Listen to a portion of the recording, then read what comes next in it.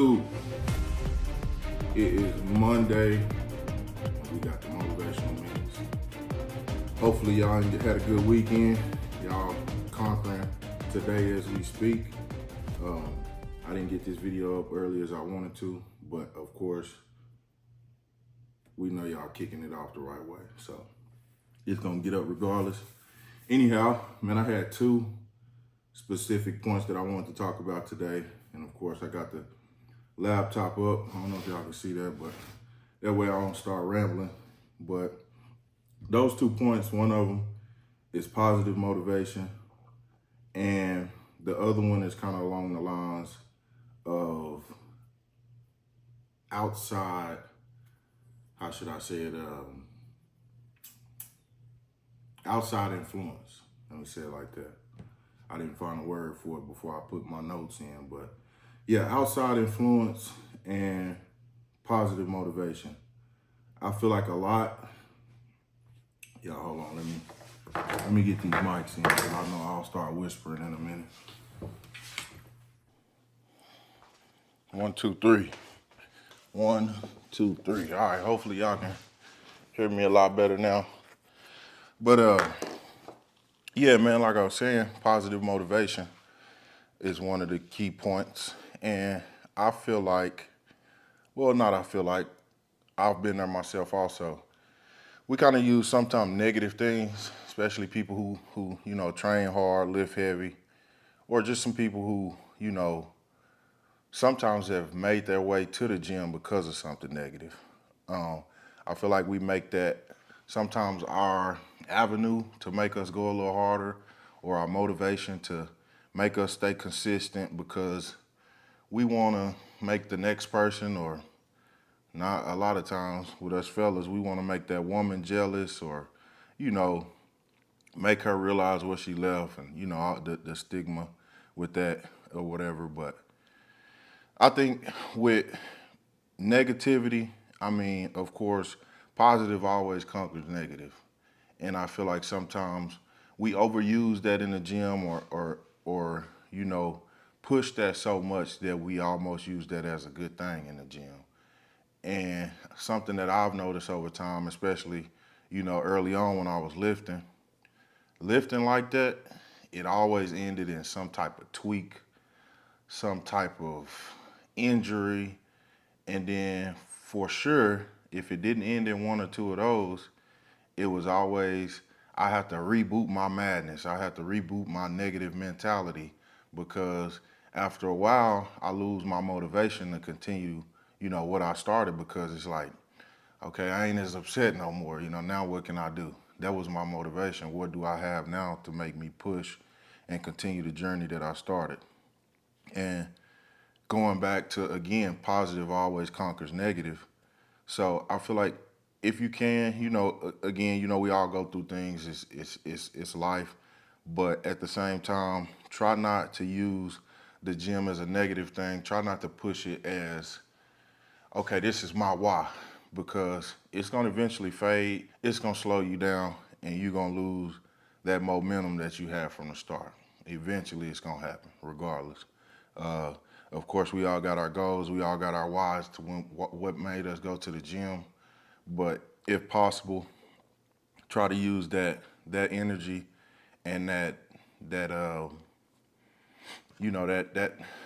pretty much that energy to push towards something positive. I mean, even if it's just your results of seeing what you've accomplished, man, make that be your mental goal on a daily basis.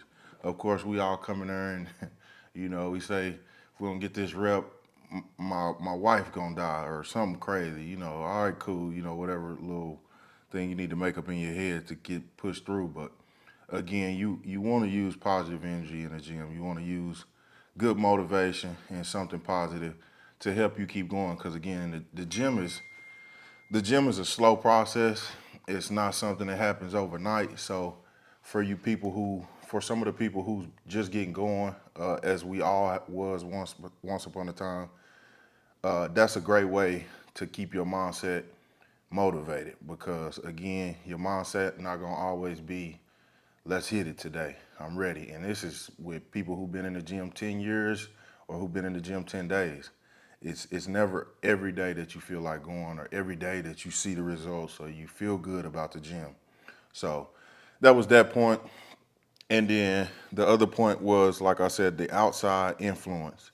And I was watching, I'm not sure where Jay Cutler, Mr. Four Time was, but I think I was looking on James Hollingshead page or a video on YouTube, and Jay was there.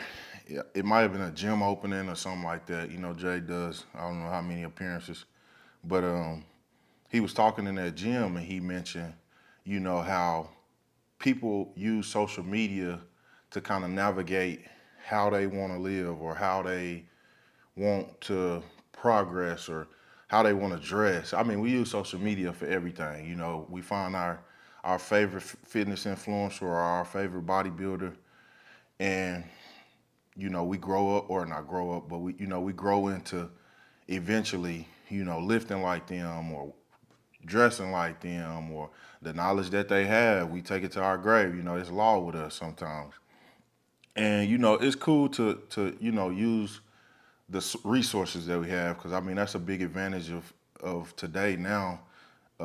Being a beginner lifter or a veteran at it, it don't matter. The resources that we have nowadays is crazy. So, of course, use those outside sources as something to bring you, some better knowledge, and to help you in your journey. But at the same time, we're all built different. We're all, completely different people.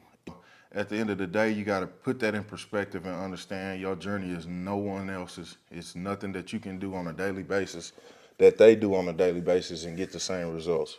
It's always going to be different. Of course, that's why when they do studies on multiple people, not two, because nobody is just the same. Nobody body is going to react the same regardless of what workout, drug, supplement, whatever, any type of chemical, medicine, whatever, the body is not going to react the same.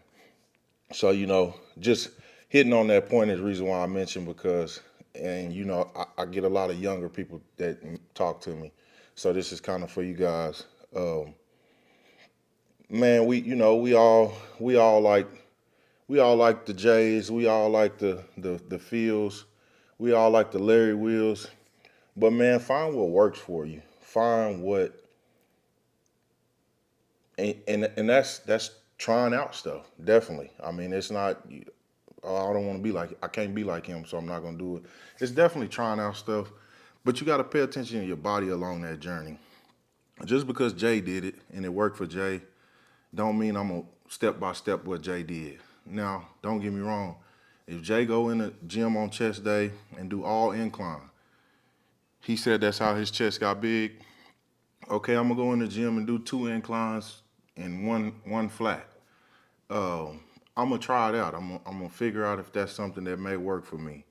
But also, I gotta mentally document how my body responds, how I feel, and what was the outcome of that. Trying out, trying out, trying that steps out, those steps out. And I feel like, I say, and I keep saying that. I feel like, we let the social media influence us so much that it's like it worked for him. It don't matter how I felt or how is it taking my body down. This my guy. I like him. I'm gonna do it. All right. And our Sam Sulek fans out there. I'm a fan of Sam Sulek too. Not a big fan of some of the things he do, but hey, that's he document his journey. Whatever. If you don't like it, you don't gotta watch him. But I see a lot of guys. I've talked to plenty of youngsters that's trying the chocolate milk trend. For calories. That's insane to me. Hey, that worked for Sam. He's a pro from doing some of those things he did. That worked for him. Now, do you want to walk around broke out and feeling like shit because you had a sugar rush from a jug of chocolate milk a day? Probably not. But if you do, that's on you. If it worked for you, great.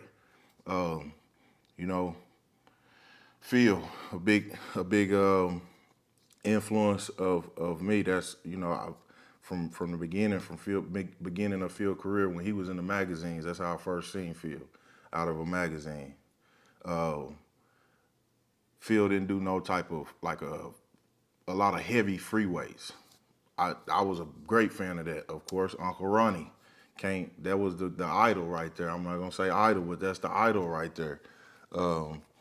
Would I, because I started liking Phil, am I gonna stop doing free weights? I like free weights. That's kind of what got me started. Watching Ronnie and Larry Wills over the time.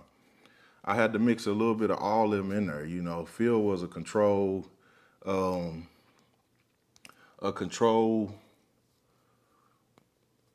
could you say, cautious type of lifter. He lifted heavy, but Phil was, he didn't need all that because he was just so genetically gifted. It didn't take all that for him. Larry just was overall heavy lifter. He power lifts, so of course, same thing with Ronnie. And I took a little bit from all three of those guys and kind of, built on how I live. A lot of people say I do too much volume. And of course, I built a huge muscle endurance to where I can lift heavy for hours. Of course, my strength will titrate down a little bit, but I can lift heavy for hours. It's just because over time and over the years, that's how I lifted. Because of course, I took a little bit of Ronnie from the heavy and Larry, but I also took a little bit of the Phil and the some of the scientists that was around at the time. I ain't gonna say Mike Menzer was around in my time, but of course, we never forgot some of the Mike Menzer stuff. So, the controlled, cautious lifting also, I took that and built my own, scheme of lifting. And it's worked for me over time. It's worked for me. I've progressed in pretty much any type of lane I've tried to get in when it came to lifting. So, again, we done got a little long on this video. But, of course, I always wanted to push something positive towards you guys. And, of course, hopefully motivate you throughout your week. We always say start the Monday how you want to end your Friday. And then, we're going to finish the week strong. So hopefully y'all got a good kickstart on it this morning. Like I said, I was a little late on getting this video up, but I won't continue to drag it out. Y'all keep killing it, keep pushing, stay motivated. Be on the lookout for that back day. We got new equipment coming in at the gym. So we definitely gonna have a nice little video coming. I'm gonna catch y'all on the next one.